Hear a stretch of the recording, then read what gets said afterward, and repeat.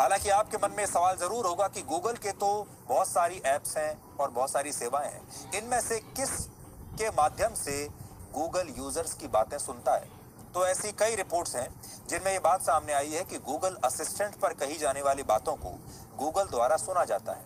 Google assistant एक ऐसा feature है जिसकी मदद से आप बिना कुछ टाइप किए सिर्फ बोलकर किसी भी वेबसाइट और किसी भी कोई भी दूसरी चीज को गूगल सर्च इंजन पर खोल सकते हैं और वहां तक पहुंच सकते हैं। और गूगल की इसे लेकर एक पॉलिसी भी है।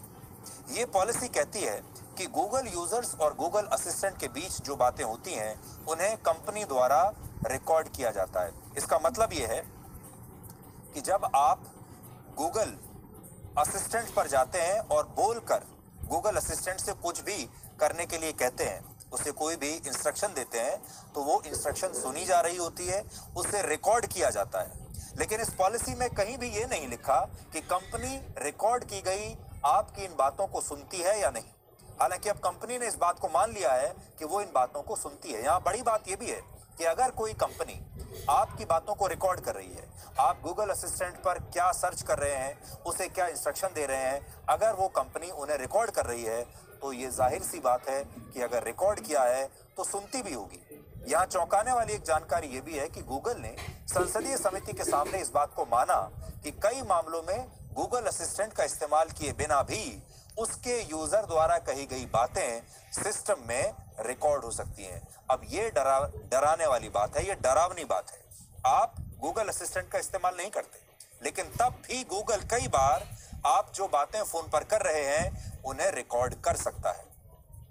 हालांकि आपके मन में बात जरूर आएगी कि ये आपकी प्राइवेसी का उल्लंघन कैसे हुआ, तो हम इसे एक उदाहरण के जरिए आपको समझाते हैं। 2018 में अमेरिकी अखबार द वॉल स्ट्रीट जर्नल ने बताया था कि गूगल जीमेल अपने यूजर्स के इनबॉक्स को स्कैन करता है और फिर यह डेटा बड़ी बड़ी कंपनियों को बेच दिया जाता है। इसलिए अगर आप जीमेल पर हैं तो यह जानकारी आपके काम की हो सकती है। जनवरी 2019 में फ्रांस की सरकार ने गूगल पर लोगों का डेटा इकट्ठा करने के लिए 50 मिलियन यूरो यानी 440 करोड़ रुपए का जुर्माना लगाया था। 440 करोड़ रुपए।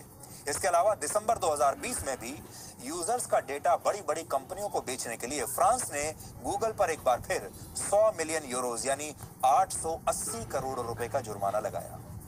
सितंबर 2019 में अमेरिका में YouTube पर भी आरोप लगा था कि उसने बच्चों का डेटा इकट्ठा करके अलग अलग विज्ञापन कंपनियों को बेच दिया।